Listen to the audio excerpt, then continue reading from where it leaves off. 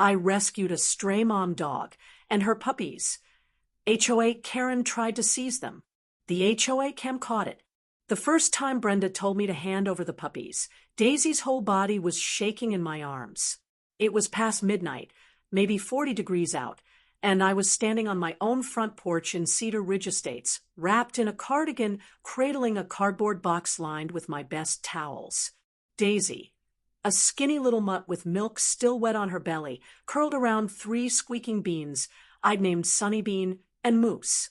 They were still damp, eyes sealed shut, pressing blindly into her. Brenda slammed her Lexus door, heels clicking on the concrete, HOA badge on a lanyard like she was FBI. She pushed her sunglasses up, even though it was dark. Puppies are prohibited. She snapped, loud enough for the neighbor's ring cam to pick it up. Feeding animals creates infestation. You're attracting disease. Eleanor, hand them over. Now. I felt Daisy flinch against my chest. My fingers were still red from rubbing her paws warm. 6 hours earlier, a vet had looked me dead in the eye and said, "You got them here just in time." Now my own HOA president was treating them like trash. "If you refuse," Brenda went on, pulling out her phone, "I'll start fines today, and I'll make sure animal control removes them. Not my problem what happens after." I adjusted my glasses, heart pounding but voice steady. "Then you'll put that in writing, Brenda, with the exact rule number."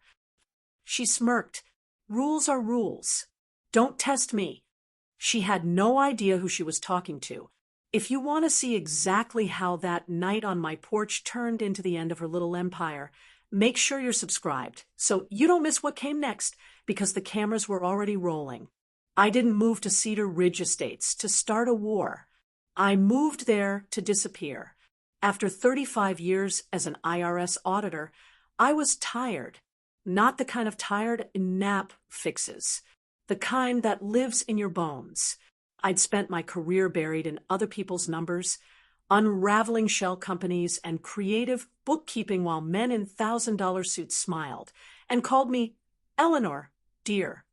So when my husband passed and the house felt too big, Cedar Ridge looked quiet, gated, manicured lawns, polite waves from neighbors walking golden retrievers. The brochure said low-maintenance living. I pictured gardening in my little courtyard, reading mystery novels, maybe baking cookies for the kids next door. I bought the smallest townhouse on the cul-de-sac, the one with the maple tree that turned fire red in October. I painted the front door a soft blue, within the exact shade range approved by the HOA. Thank you very much, and planted lavender under the windows. I went to one board meeting, saw Brenda in her tennis skirt holding court, and thought, every neighborhood has one. Then I decided I'd keep my head down and let the young ones play government. By the time that cold night hit, I'd settled into a rhythm. Early walks, crosswords, FaceTime with my granddaughter. I knew the rules better than most because I'd actually read the CC and RS cover to cover with a yellow highlighter and sticky notes. Old habit. I wasn't planning to use that knowledge on anyone. It just made me feel prepared. That evening, the wind had a bite to it, the kind that stings your cheeks. I'd gone out after dinner to grab a package from the mailbox cluster near the gate. As I walked back, I heard it, a thin, broken whimper from the hedge by the sidewalk light. At first, I thought someone's kid had dropped a toy that still had batteries. But then another sound layered over it, a soft, desperate panting. I set my packages down and parted the branches with my bare hands. She was there, curled into the mulch like she was trying to disappear into the earth. A small tan dog, ribs showing, formatted with dirt and leaves. Her teats were swollen and raw, and tucked against her belly were 3 impossibly tiny shapes, slick and trembling. They weren't even really puppies, yet more like little field mice with paws. One of them let out the tiniest squeak and rooted blindly, bumping against her. The mother didn't even lift her head. She just flicked her eyes up at me, more apology than fear. Her whole body shook. "Oh, sweetheart," I whispered, dropping to my knees. The concrete burned through my tights. "What have they done to you?" The temperature was already dropping into the 30s. I could feel the cold soaking up through the ground. Those babies would not make it the night out there. 35 years of reading mortality tables will do something strange to your brain. You start running probabilities without even trying. Hypothermia, dehydration, exposure. The numbers weren't kind. I slid my hands under her, murmuring nonsense, and she gave one weak, resigned sigh, not a growl, not a snap, just trust, or maybe exhaustion. I gathered the whole little family into my arms, my cardigan catching their smell, sour milk, wet fur, fear, and hurried home. Inside, I turned into something between a field medic and a grandmother. I grabbed the biggest cardboard box from the recycling, lined it with my good towels, added a thick fleece blanket from the linen closet. I filled a water bottle with hot tap water, wrapped it in a dish towel, and tucked it under the blanket as a makeshift heat source. I sat on the kitchen floor for hours, legs going numb, rubbing the mom's paws between my palms to get the circulation back, checking that each pup latched. I named them as the clock inched past midnight. Sunny, for the little golden one who wouldn't stop squirming. Bean, the tiniest, dark and serious. Moose, the chunky one who bulldozed his siblings for a better spot. Around 2 a.m., I drove them to the 24-hour emergency vet, box on the passenger seat, heater blasting. The vet, a tired woman with kind eyes, did a quick exam and looked at me over her glasses. "You got them here just in time," she said. "Another hour or two out there." And she didn't finish the sentence. She didn't need to. I paid the bill without blinking. Formula, high-calorie food for the mom, dewormer, flea treatment, puppy pads. I scheduled a follow-up at a rescue-friendly clinic and on the drive home left a voicemail with a local rescue organization, explaining that I could foster temporarily until they had space. By dawn, my living room looked like a tiny maternity ward. I dozed in my recliner, setting an alarm to wake every 90 minutes. Check the heat. Are they nursing? Is mom drinking? My phone was already full of photos, timestamps, and notes. Force of habit. If something matters, you document it. I wasn't thinking about the HOA. I wasn't thinking about rules. I was thinking about keeping 4 fragile lives from slipping away before sunrise. And for a little while, as the first gray light crept through the blinds and Daisy finally slept without shivering, it felt like we'd found safety. For a little while, it felt like Cedar Ridge was exactly what I'd hoped, a quiet place to do the right thing and not be bothered. For a little while, until the first friendly reminder from the HOA turned into a threat. The first friendly reminder from the HOA showed up less than 12 hours after I brought Daisy and the puppies home. I'd just finished sanitizing the kitchen floor when my phone buzzed. HOA notification, courtesy notice. I wiped my hands, adjusted my glasses, and opened the email. "Dear Mrs. Vance, it has been brought to our attention that you are harboring non-authorized animals on the premises. This is a violation of Section 8, 3 pets, and Section 9, 1 wildlife. Feeding or sheltering stray animals creates sanitation issues, attracts predators, and lowers property values. Please remove said animals immediately to avoid fines and further action. Sincerely, Brenda Cole, President, Cedar Ridge Estates HOA." No greeting, no question, just harboring and remove. Like I was smuggling contraband instead of bottle warming 3 palm-sized lives. I looked over at Daisy. She was curled in the box next to my recliner, ribs still too sharp, one paw draped over Bean like she was counting her babies. Sunny twitched in his sleep. Moose let out a tiny hiccup. I took a breath, opened my laptop and pulled up the CC and RS I'd saved as a PDF the day I moved in. I searched 8.3. The pet rule was about resident-owned dogs and cats and weight limits. Nothing about temporary fostering or strays. I searched 9.1. Wildlife meant raccoons, coyotes, pigeons, feeding in common areas. Nothing about a cardboard box in my living room. Interesting. I replied to Brenda's email. Dear Ms.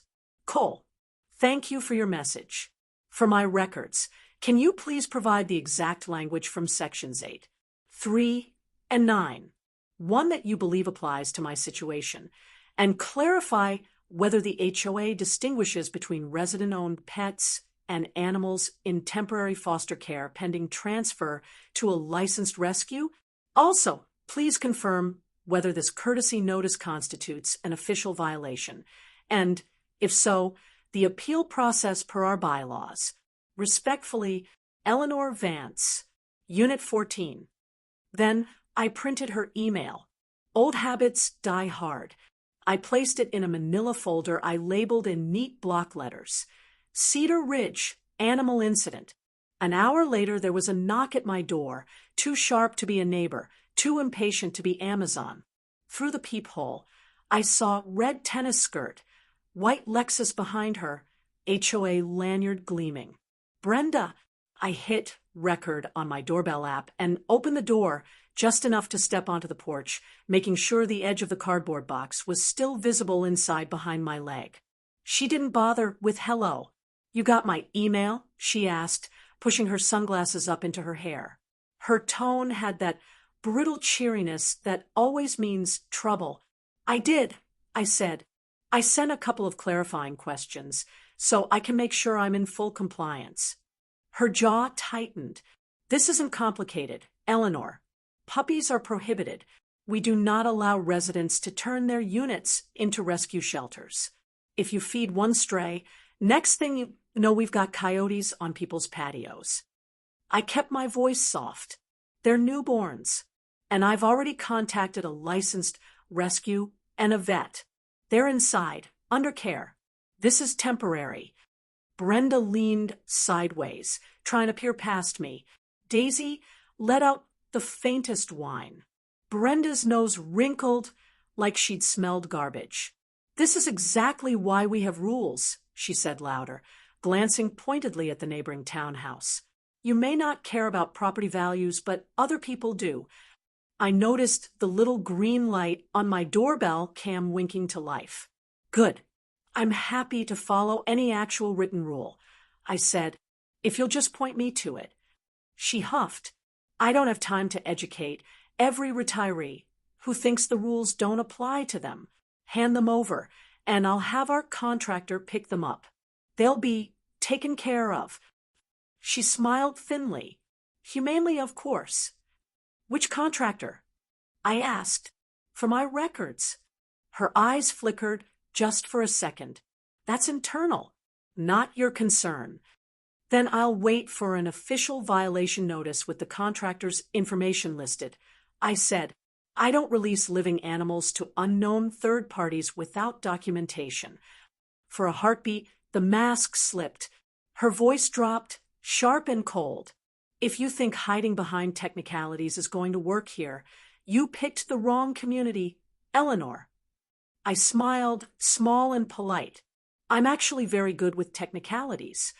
She stepped closer, heels clicking on the concrete, lowering her voice, but not enough to escape the mic. Fine. You want official? You'll get official. Enjoy the fines. And when animal control shows up, remember you did this to yourself. She pivoted, ponytail swishing, and stalked back to her Lexus, still muttering about infestation and hoarders. The doorbell camera caught every word, every sneer. I watched her drive off toward the front gate, where I knew the HOA security cam would log her license plate and timestamp, like it did for every vehicle. Inside, I jotted the exact time of her visit on a sticky note and added it to my folder. Email. Knock at door. Threats. Witness. Doorbell cam. At that point, I honestly thought she was just a petty, power-drunk board president trying to look tough. Annoying, yes. Dangerous, maybe, but manageable. I didn't realize yet that this was the opening move in a full-on paper war, or that she was desperate for those dogs to vanish for reasons that had nothing to do with rules. If this kind of quiet bullying over something as simple as saving puppies makes you as angry as it made me, hit the like button so more people see what HOA power trips really look like, because this was just the first test. By the end of that first week, it wasn't just about puppies anymore. It was about reputation. The notices started multiplying like mold. First, there was a bright yellow slip taped to my front door. Reminder: remove unauthorized animals immediately. Same vague section cited. Same bold caps. I peeled it off, laid it face down on my scanner, and saved a PDF into a folder on my desktop labeled HOA Animals Phase 1. Then it went into the manila file. 2 days later, coming back from the vet with Daisy's antibiotics in my purse, I felt the shift. You can always tell when someone's been talking about you. The couple from Unit 9, who usually waved at me on their morning jog, crossed to the other side of the street. The woman clutched her golden retriever's leash a little tighter and avoided my eyes. At the mailboxes, one of the younger moms I'd baked cookies for pulled her toddler behind her and gave me a strained smile that didn't reach her eyes. "Everything all right?" I asked lightly. She hesitated. Yeah, just kids, you know." Then, more quietly, "Brenda said there was some kind of situation with animals. I'm sure it's nothing." By the clubhouse bulletin board, a fresh stapled sheet fluttered in the breeze. "Protect our community. Say NOTO unsafe animal practices." No names, just a stock photo of a snarling coyote and bulleted "Risks, rabies, fleas, feces, unvetted rescues." At the bottom, in small type, presented by Cedar Ridge Estates HOA Board. Unvetted rescues. Interesting choice of words. That afternoon, I heard Daisy bark, a single sharp note she'd never made before. I looked out my front window and saw Brenda and her shadow, a narrow man in a neon security jacket with a clipboard, standing on the sidewalk, very deliberately not stepping onto my property. Brenda gestured toward my unit with 2 fingers like she was pointing at a cockroach. The guard nodded, jotting something down. She caught sight of my curtain twitching and gave me a Miss America wave. 5 minutes later, an email notification pinged. "PRE hearing notice, nuisance report." Nuisance, I repeated under my breath, stroking Daisy's ears as she leaned against my leg. She flinched at every car door now. "They're calling you a nuisance, sweetheart." The notice alleged multiple complaints from concerned residents regarding excessive barking, odors, and safety concerns related to unregistered animals in Unit 14. It invited me, so generous, to attend a compliance meeting to discuss remedies before formal fines. Odors? My place smelled like bleach and puppy shampoo. I replied with 4 sentences, acknowledging receipt, requesting the written complaints per our bylaws, asking for the meeting to be recorded for the minutes, and confirming whether I was allowed to bring a representative or witness. Then I printed it, highlighted my questions in yellow, and slid it into the folder. On my next walk to the mailbox, I heard it clearly. "That's her." A whisper, poorly aimed. 2 women by the pool fence, visors low, phones out. "Brenda says she's hoarding," one murmured. "Like animal hoarding? So sad at her age." Apparently she screamed at her. My cousin on the board said animal control had to be called. The other added, "Funny," I thought, since I'd never raised my voice and animal control had not, in fact, been called. Not yet. I didn't correct them. I just noted the time in my phone's notes app. 3:42 p.m. Pool area, gossip about hoarding, and animal control. By the weekend, the social temperature had dropped 10 degrees. A dad moved his kid's bike from the sidewalk as I approached. like Daisy's puppies could transmit disease through eye contact. A teenage boy I'd paid to mow my lawn last summer drove past slowly on his skateboard and called out, "Hey, Ms. Vance, my mom said I can't come over till you, deal with the dog thing." "The dog thing," I repeated, smiling so he wouldn't feel bad. "Of course, dear." Every offhand comment went in the timeline I was building: date, time, who, what they said. Not because I was offended, though I was, but because this was classic reputational pressure. You isolate the target, then you swoop in with your solution. Sunday night, another HOA-wide email landed. Reminder, report all animal-related concerns. It included Brenda's direct cell number and a line that made my eyebrows go up: "Do not attempt to intervene yourself. Contact HOA leadership so we can activate our contracted removal services." Contracted removal services. There it was again.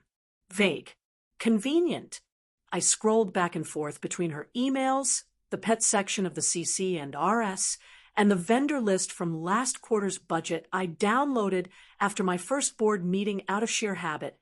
No line item openly labeled animal removal, but there were some interesting maintenance fees clustered around pest mitigation and environmental services. Repeating patterns. Same vendor codes. I didn't have proof yet, but my nose for numbers was starting to itch. Outside, the cul-de-sac was quiet, porch lights glowing like a row of judgmental eyes. Inside, Daisy's babies, Sunny, Bean, and Moose, made soft clicking sounds as they nursed. I sat on the floor beside their box and listened to the muffled thump of a basketball next door and the distant hum of Brenda's Lexus engine as she pulled into her driveway. On my coffee table, the Cedar Ridge animal incident folder was starting to bulge. Courtesy notices, reminders, screenshots of the bulletin board, my vet receipts, timestamps from my doorbell cam. Brenda thought she was squeezing me with social shame and half-baked threats. What she didn't see was that every bulletin, every whisper, every little yellow slip was going straight into a paper trail with her name at the top. And the board still hadn't realized that the quiet widow in Unit 14 had spent 3.5 decades turning patterns like this into federal cases. They were building my case for me, one passive-aggressive memo at a time. But the real escalation, the one that would drag money and official agencies into this, was still coming. And when it hit, I finally understood just how far Brenda was willing to go to make 4 lives disappear. 2 days before the so-called compliance meeting, Brenda stopped pretending this was about friendly reminders. I came home from the vet with a new bag of puppy formula and Daisy's follow-up paperwork, and there it was stuck to my garage door with blue painter's tape like a scarlet letter. First official fine, $250. The reason box was checked: unauthorized animals / wildlife harboring. Wildlife. Sunny was literally chewing on a stuffed giraffe when I walked in. I peeled the notice off carefully, scanned it, and only then let myself read the fine print. Failure to remove animals within 24 hours may result in additional fines of $100 per day. Noncompliance will trigger HOA's contracted removal service. Resident assumes all liability for damages, injuries, and costs associated with removal. At the bottom, Brenda's looping signature and the HOA logo. Trigger HOA's contracted removal service. There it was in writing at last. My phone buzzed before I could even sit down. Unknown number. "This is Eleanor." I answered. A male voice, nasal and bored. "Hi. Yeah, this is Kyle from Ridge Environmental Services, calling on behalf of Cedar Ridge Estates HOA. We've got an order here to pick up some strays from your unit. Just need to confirm access times. HOA said you'd cooperate." My stomach dropped, cold and hard. "Order." I repeated. "Who placed that order?" HOA President Brenda Cole. Standard nuisance removal. We'll crate the animals and transport them to our facility. After that, they're, Processed. You don't need to worry about it. Processed. I put him on speaker, laid my phone on the counter, and hit the record button on the little handheld voice recorder I keep for grocery lists and doctor instructions. Kyle, can you repeat the name of your company and the services you're providing under this order? There was a pause. Why? For my records, I said mildly. He rattled it off. Ridge Environmental Services, contract number, wildlife mitigation and nuisance animal removal, authorized by Cedar Ridge Estates HOA. We bill the association, and they assess it back to your account. He added, so you'll want to just let us handle it, or it gets expensive. I see, I said. Thank you, Kyle. I do not consent to any removal of animals from my property. Any attempt to enter will be considered trespassing. Please put a note on your file and send me a copy of that work order by email. He got flustered. Ma'am, that's not how this works. We're contracted. That is exactly how this works. I cut in, still calm. If you show up without a warrant or animal control, I'll call the police. Have a good day. I disconnected, saved the recording, and printed a transcript. An hour later, there was a new email from Brenda. Failure TO cooperate with contracted vendor. Escalation notice.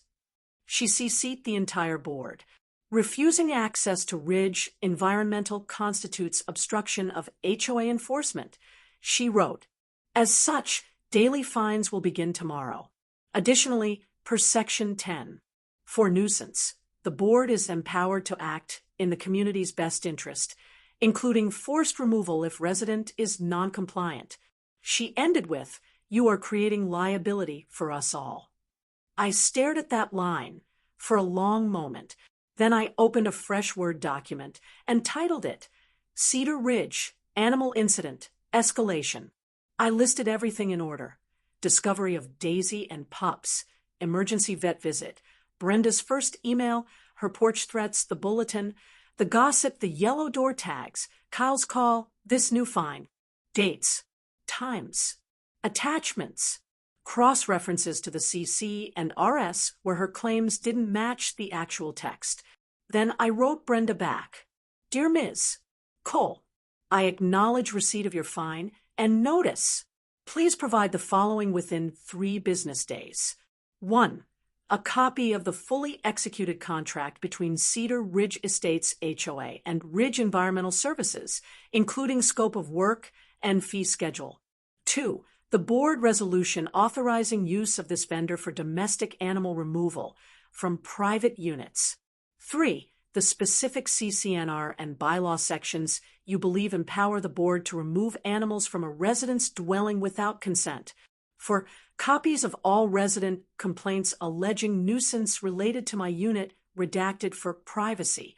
Until I receive and review these documents, I do not consent to any third-party entry or animal removal. Any further attempts to intimidate or misrepresent your authority will be documented. Respectfully, Eleanor Vance, Unit 14. Send. Print. File. That night, as I was measuring out formula for Bean's midnight feed, headlights swept across my living room. I peeked through the curtain, a white pickup with a magnetic Ridge environmental logo idled by the curb. Kyle, I assumed, in a reflective vest, phone to his ear. A moment later, Brenda's Lexus slid up behind him. She got out, visor on, whisper yelling into her phone. My doorbell cam clicked on. I tapped the app and watched the live feed as she marched up my path, but stopped just short of the welcome mat. Do not go on her porch, she hissed to Kyle over her shoulder, loud enough for the mic. The cameras are everywhere here. Just stay on the sidewalk. I'll handle the paperwork later. They need to disappear before anyone scans them. Before anyone scans them. My fingers tightened around the formula scoop. Scan what exactly? Kyle shuffled, looked directly at my door, like he could feel the lens on him, and muttered something I couldn't catch. Brenda folded her arms. Look, Ridge can't bill unless the animals are removed. She snapped. We've done this before. I am not losing another line item because some lonely retiree thinks puppies are her emotional support project.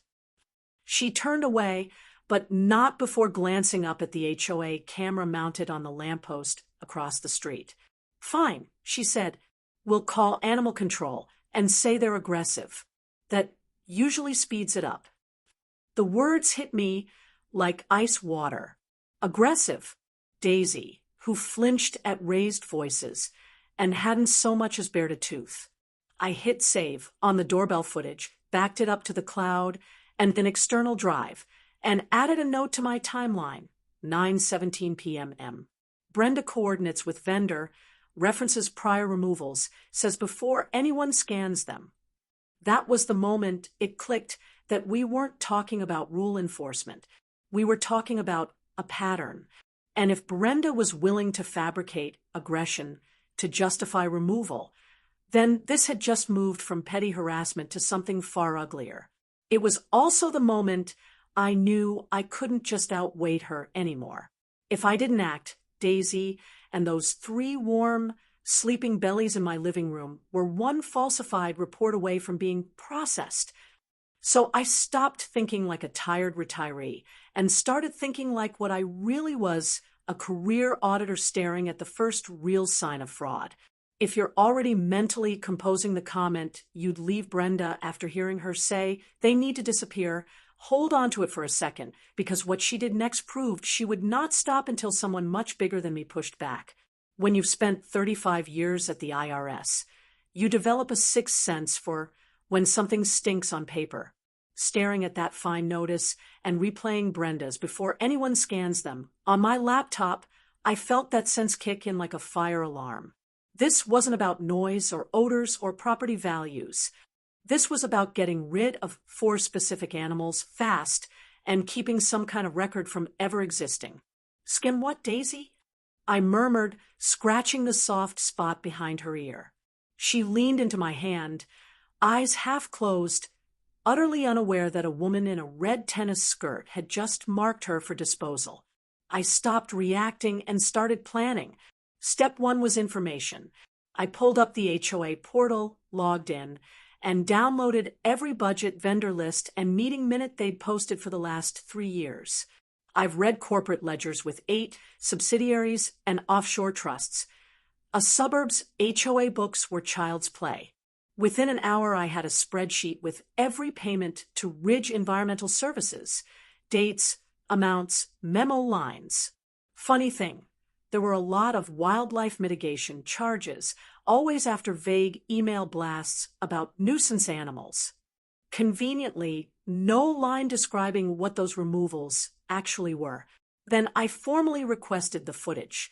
I drafted a polite clinical email to the HOA's management company and the board, pursuant to our community records policy. I am requesting a copy of all security camera footage covering the sidewalk and street in front of Unit 14 between 8 p.m. and 10 p.m. on date, as well as any footage at the front gate showing Ms. Brenda Cole and Ridge Environmental Services entering or exiting during that time frame.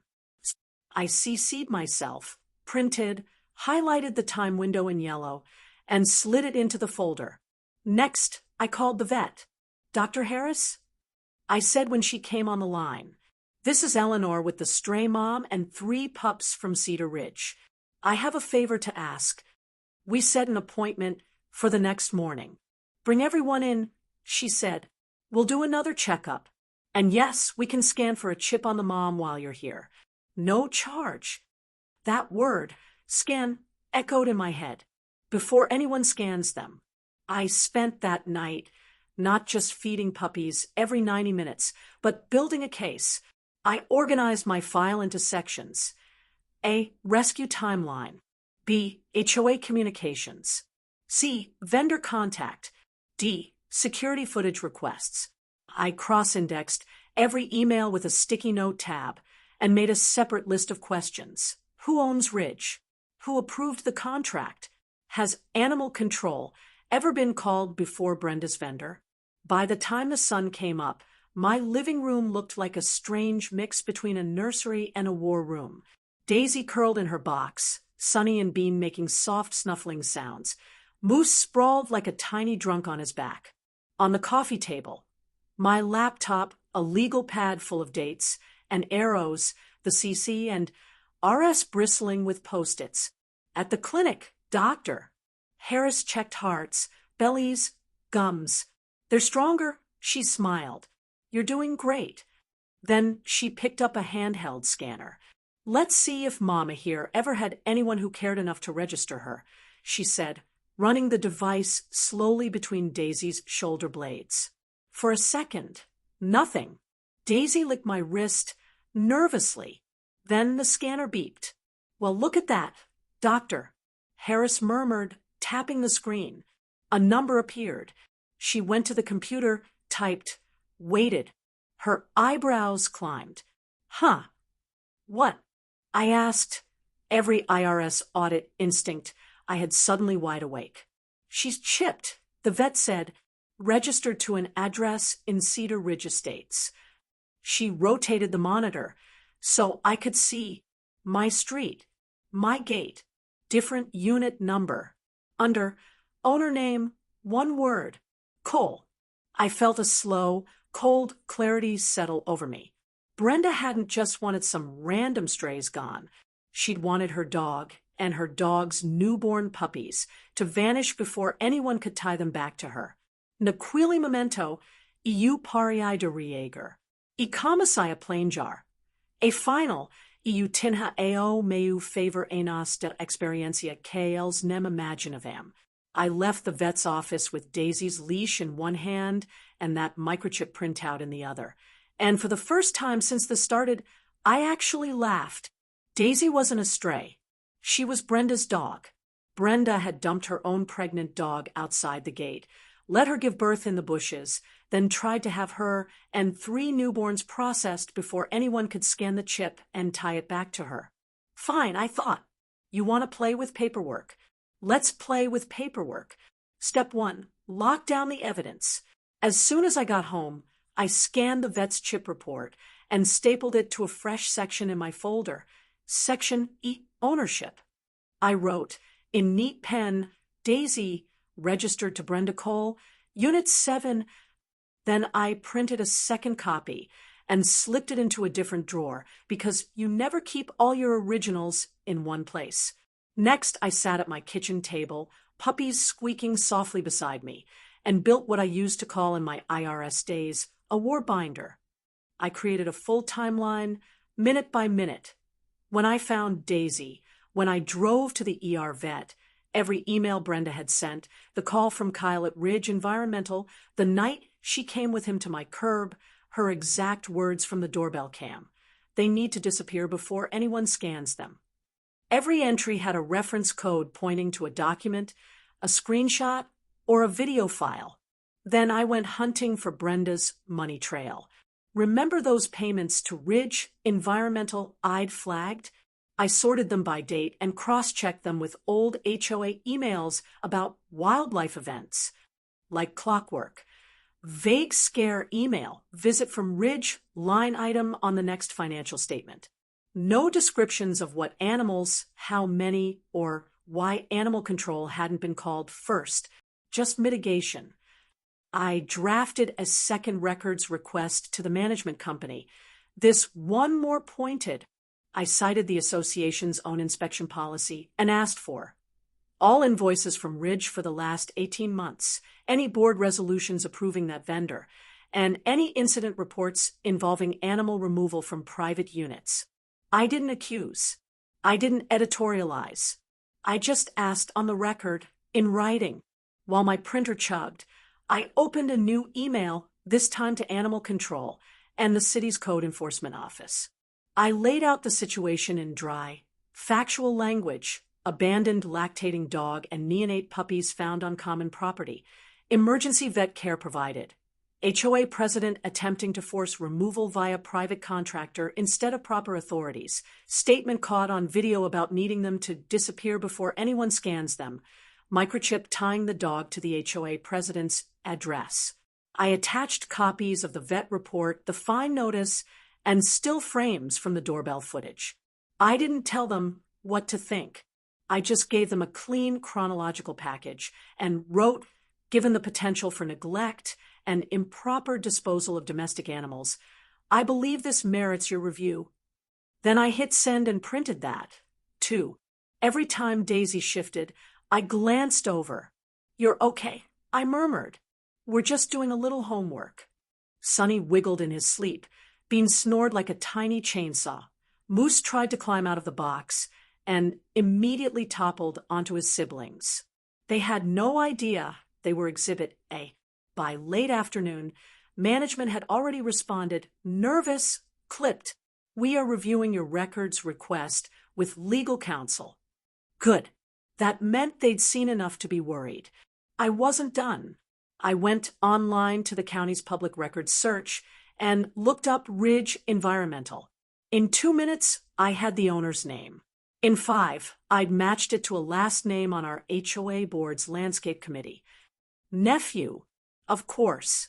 I printed the corporate registration, highlighted the matching surnames, and added it to Section F, Vendor Relationship. Finally, I downloaded the agenda for the upcoming compliance meeting Brenda had summoned me to. It was supposed to be a little scolding in a side room at the clubhouse. I had other plans. I drafted a formal letter to the board requesting that my item be moved to the full open session, citing my right as a member to address the board on matters affecting the community and potential liability. No yelling, no threats, just 2 pages of calm, boring, devastating process. And then I waited. I fed puppies, I watched detective shows, I answered a few brittle HOA emails with, "Thank you, I'll add this to my records." On the outside, I looked like a tired grandma in a pink cardigan. Inside, I was counting down to impact.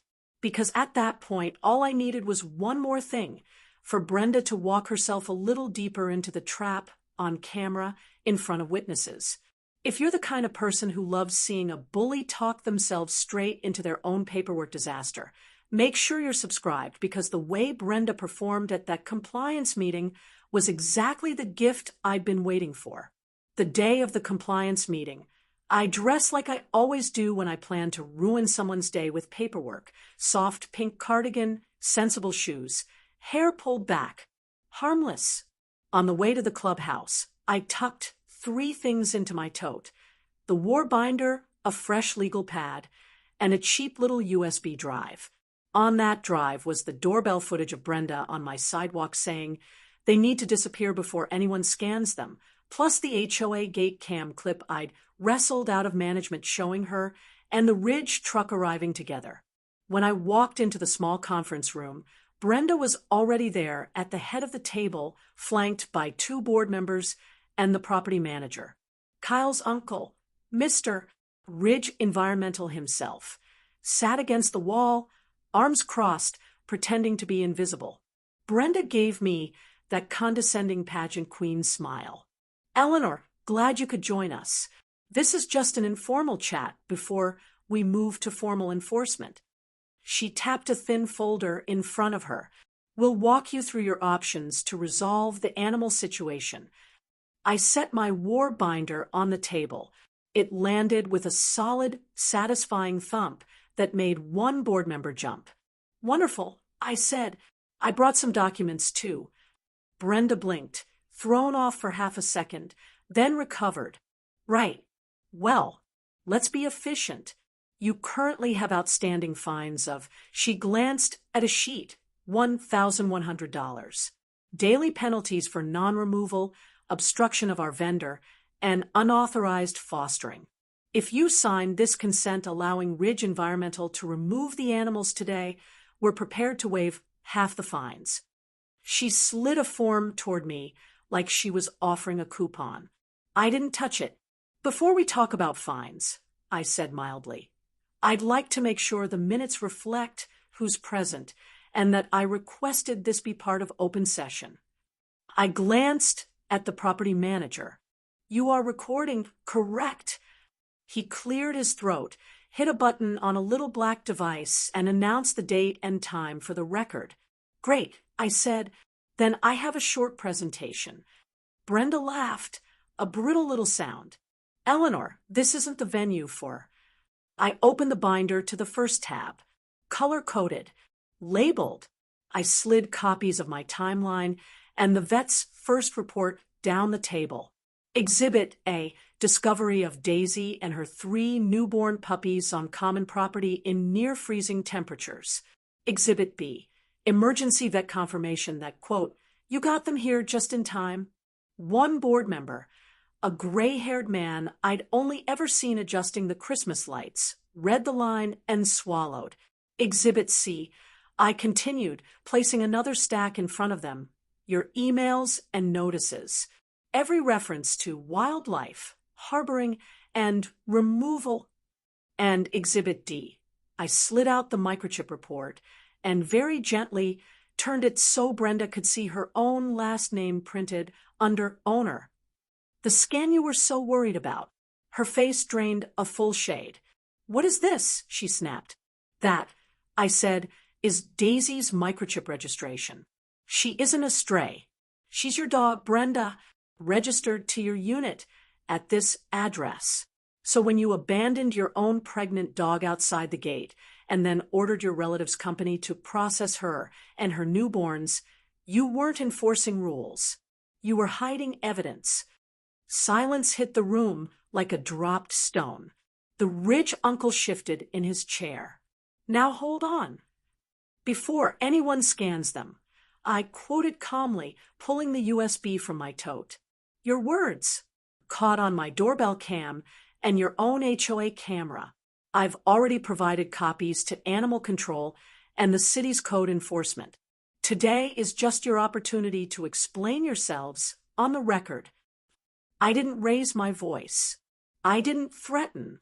I simply set the little drive in the center of the table like bait and waited for Brenda to lunge. She did exactly what I needed her to do.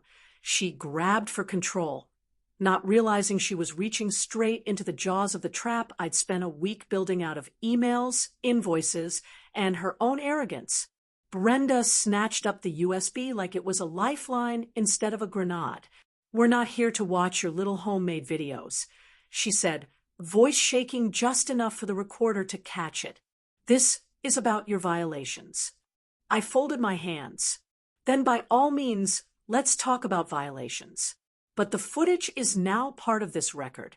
Unless you're refusing to review relevant evidence, the property manager cleared his throat. Maybe we should see what it is. He plugged the drive into the laptop that projected to the small wall-mounted TV. The screen flickered.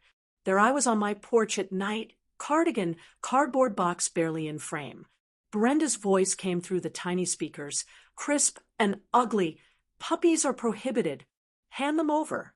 Now. Her jaw clenched. Everyone already knows about that conversation. Keep watching, I said. The next clip. HOA cam from the lamppost. Timestamp. HOA logo in the corner. Brenda's Lexus. Then the Ridge truck rolling up behind it. Her red tennis skirt bright under the sodium light. Audio from my doorbell filled the room. Brenda hissing, do not go on her porch. The cameras are everywhere. Just stay on the sidewalk. They need to disappear before anyone scans them. I watched the color drain from 2 board members' faces at the word scan. Mr. Ridge Environmental shifted like his chair had turned to ice. Out of context, Brenda snapped. I meant before anyone scans the area for the microchip registered to your name. I slid the vet report toward the gray-haired board member. Page 2. Owner. Brenda Cole, Unit 7. Daisy isn't wildlife. She's your abandoned dog. He read it twice, then looked up, eyes hard. Brenda, is this accurate? She laughed, high and brittle. My ex left that mutt. She kept getting out. I told maintenance to take her to a shelter. Except you didn't call a shelter. I said quietly. I flipped to the Ridge invoices. You called your board member's nephew. And every time there's a nuisance animal, this company bills the HOA hundreds of dollars with no detail. Then you find residents to cover it. I tapped the page where her signature approved payment. Over and over. That's standard. Brenda snapped. I'm protecting the community. She's twisting. Then why tell him they had to disappear before anyone scans them? I asked, why bypass animal control? Why abandon a pregnant dog outside the gate in freezing weather? The gray-haired board member pushed his glasses up. Brenda, did you abandon this dog? She opened her mouth, closed it. Her eyes flicked to the recorder, then to me. My personal life is not board business. Neglect and misuse of HOA funds are very much board business. He said softly. I slid one last document onto the table, and there's one more piece you all should see. When Animal Control got my package, they ran prior calls. 3 months ago, a sick older resident in Unit 23 went to the hospital. His dog, Daisy, went missing the same week. His niece filed a complaint with the city that the HOA lost his dog while he was under sedation. I placed a printed email from the niece beside the chip report. She recognized Daisy from the photos I sent, and from this, I said, holding up a worn nylon collar I'd gotten from her that morning. Same tag, same name. Your stray is the only family that man has left. One board member actually covered her mouth. So, I finished, voice still calm. What we have is an HOA president who abandoned a vulnerable resident's dog, attempted to dispose of her and her newborn puppies through an unlicensed relative's company, misrepresented them as wildlife, and billed the community for the privilege, then tried to intimidate a neighbor into handing them over off record. I sat back. My only request tonight is simple. Remove all fines from my account. Ensure no attempt is made to remove these animals except through proper rescue channels, and enter this entire packet into the minutes. The rest, I glanced at the camera, then back to the board. The city, Animal Control, and your insurance carrier can sort out. Silence. Heavy, stunned. Finally, the gray-haired man turned to Brenda.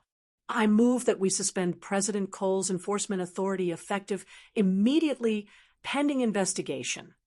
The other board member's hand shot up. Second. Brenda lurched to her feet, chair screeching. You can't do this. She's making me look like some kind of criminal over a dog. No, I said, meeting her eyes for the first time. Your own cameras did that. As they voted, one by one, to strip her powers and freeze the Ridge contract, Brenda realized, too late, that the quiet woman in the pink cardigan hadn't just brought puppies to this meeting. She brought the end of Brenda's little empire on a flash drive. But exposing Brenda in that room was only half of it. What happened when the city and the neighbors got involved.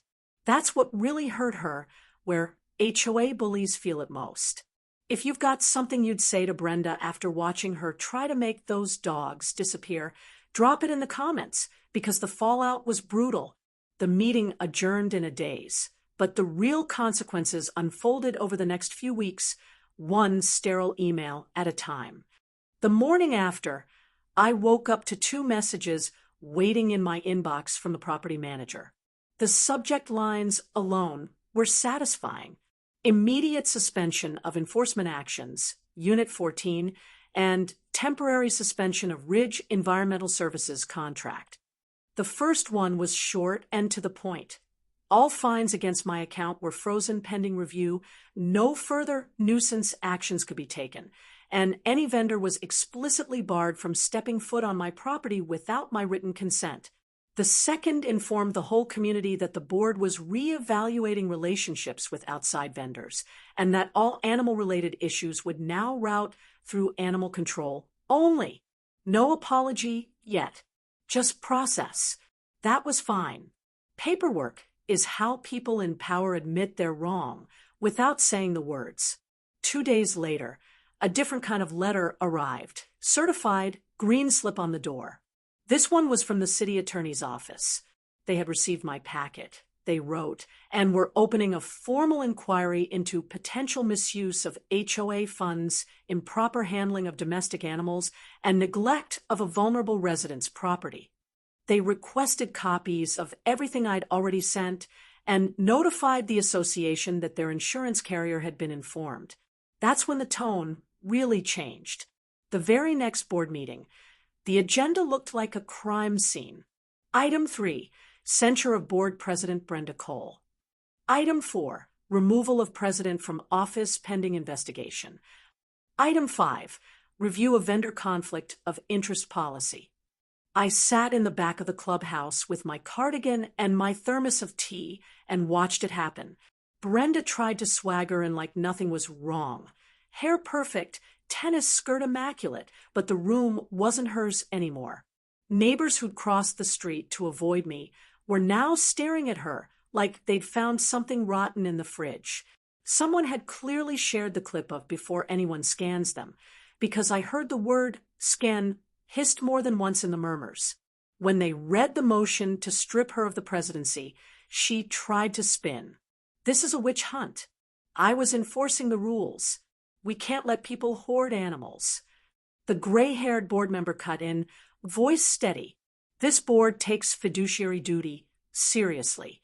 You abused your authority, concealed your ownership of an animal you abandoned, and funneled business to a relative without disclosure. You are hereby removed as president, effective immediately. The vote was almost anticlimactic. Hands went up down the line. The property manager recorded the tally for the minutes. Brenda's mouth opened and closed, but nothing useful came out. By the following week, an email went to all residents. Brenda had resigned from the board for personal reasons, Rich Environmental's contract had been terminated, and an independent audit of HOA finances was underway. They also announced a brand new animal welfare and rescue policy, drafted with input from city officials and a local shelter. It spelled out in black and white that abandoned pets had to go through licensed rescues or animal control. No more mystery trucks, no more quiet disappearances. My fines officially reversed. Another letter confirmed that my account was in good standing and that any derogatory notations would be removed from my file. They even refunded the initial $250 they tried to slap on my garage door. I didn't throw a party. I printed the letters, highlighted the important lines, and added them to the back of the war binder under Section G Resolution. Then I made a copy of the whole thing on a USB and labeled it in tiny block letters for attorney if needed. The sweetest consequence didn't show up in an email, though. It was the day an unmarked city sedan pulled up to Unit 23, and an officer helped a frail, white-haired man down the front steps. His niece had brought him home from the rehab facility for a visit. I walked over with Daisy on a leash, heart in my throat. "Mr. Talbot?" I said softly. He looked up, eyes cloudy but kind. Daisy froze. Her ears shot forward. Then she let out a noise I'd never heard from her, half whine, half sob, and dragged me the last few feet, tail windmilling.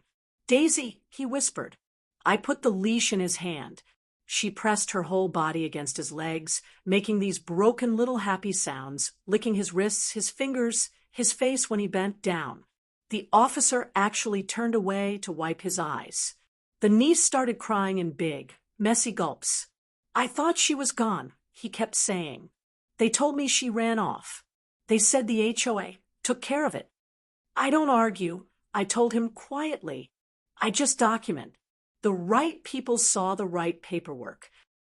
Daisy's puppies were already promised to a rescue and a list of vetted adopters by then. The rescue coordinator came to my living room, cooed over Sunny's swagger, Bean's seriousness, Moose's clumsy charm. She had a stack of applications and a clipboard full of home check notes. "You did everything right," she said, looking around at the blankets, the formula bottles, the neat row of vet receipts on my counter. Most people would have given up when the HOA pushed back. "I'm very stubborn," I said, "and I read the bylaws."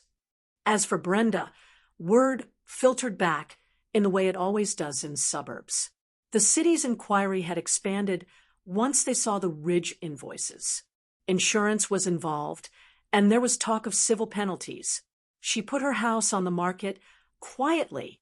The listing said motivated seller. That was the real revenge, not a shouting match, not a viral confrontation. Just a neat stack of documents, a few politely worded emails, and a process she thought she controlled turning on her in slow motion. From then on, whenever a new notice came from the HOA, it had a very different tone. Clear citations, precise language. No more, "We'll take care of it," in the shadows. My neighbors started knocking on my door with questions about fines and policies, and I'd just tap my folder and say, "If it's real, they'll put it in writing, and if they put it in writing, we can fix it." If seeing Brenda lose her little kingdom one piece of paperwork at a time made you feel even half as satisfied as I did watching those emails roll in, hit the like button, so this story reaches the next person getting steamrolled by a power-drunk HOA. Because there was still one thing keeping me up at night, and it had nothing to do with fines. I'd love to tell you that after the fines were reversed and Brenda lost her little throne, I slept like a baby. I didn't. Every time I closed my eyes, I saw Daisy shivering in those bushes. I kept thinking about all the other nuisance animals that had quietly disappeared every time an email went out about wildlife mitigation. How many of those were someone's Daisy? So while the board's auditor combed through Ridge Environmental's invoices, I did what I do best. I finished my file. I added the new policy about rescues. I tucked in the email from the city attorney acknowledging they were expanding the inquiry. I printed out the real estate listing when Brenda's house hit the market, motivated seller, price cut twice in a month, and clipped it to the back. Not because I cared where she went, but because it was proof. Paper bullies don't do well when the paper turns on them. Life in Cedar Ridge shifted, slowly but clearly. The next time someone found a skinny tabby under a hedge, they posted in the neighborhood app instead of calling the HOA. By afternoon, 3 people had volunteered to foster, and 1 had the number of a rescue on speed dial. The board sent a calm, factual note: please coordinate with animal control or approved rescue partners. The HOA will not use private removal vendors. No threats. No caps lock. Kids started knocking on my door again. One little girl from Unit 9 came over with a plate of lopsided brownies and asked if she could see the miracle puppies. By then, Sonny had gone to a family with a fenced yard, Bean to a retired schoolteacher, and Moose to a boy whose parents had references from the rescue thick enough to be a novel. But Daisy stayed. Mr. Talbot's health never really recovered enough for full-time dog care. The day we sat on his couch and talked it through, Daisy's head was in his lap and her tail was thumping, but he kept looking at his pill organizer and the walker by the door. "I don't want her to end up back in the bushes if I go again," he said quietly. "She needs someone who can chase her, not someone the EMTs chase." So we made a deal. Legally, on paper, Daisy is mine now. Practically, she has 2 homes. We walk to his place 3 times a week. She trots ahead like she owns the cul-de-sac, then melts into a puddle at his feet while he sneaks her contraband ham slices and tells me stories about his Navy days. When it's time to go, she looks back and forth between us, then trots to my side without a fuss. She's learned that, in this neighborhood at least, nobody's dumping her at the gate again. Sometimes I catch people glancing at my front door when they walk past, the same neighbors who once crossed the street. Now it's different. There's a little nod. Hi, Ms. Vance. A teenager asking if I can look at a confusing violation letter. I always invite them in, sit them at the table, and slide over a yellow highlighter. If it's real, I tell them they'll put it in writing. And if they put it in writing, you have options. The new board president, yes, the gray-haired one, asked if I'd consider serving on a committee. I declined. I've had enough titles. But I did agree to one thing. I helped them draft a plain English residence rights handout. It says things like, you may request copies of contracts, and you may ask for citations to specific rules, and my favorite, you may foster rescued animals temporarily while coordinating with licensed rescues or authorities.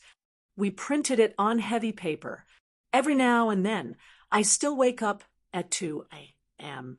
out of habit and pad into the living room to check on Daisy. She's not shivering in a cardboard box anymore. She's sprawled on a proper dog bed, snoring like a chainsaw, paws twitching in some dream where no one ever says puppies are prohibited. I sit down beside her, listen to her breathe, and let the quiet settle. People ask if it was worth it. All the printing, the emails, the meetings. 4 dogs, they say, like that's a small number. Here's what I know. One HOA president learned that rules cut both ways. A shady vendor lost a contract. A vulnerable neighbor got his girl back, at least for visits. 3 puppies found homes that will never see a removal order. And an entire community learned that because I said so is not a policy. In that neighborhood, the war with the HOA was over. But for those who know the system from the inside, they know there's always another committee president somewhere who thinks they're above the law. Subscribe to the channel and watch the absurd story that occurred at another HOA. Click on the video that's currently appearing on your screen.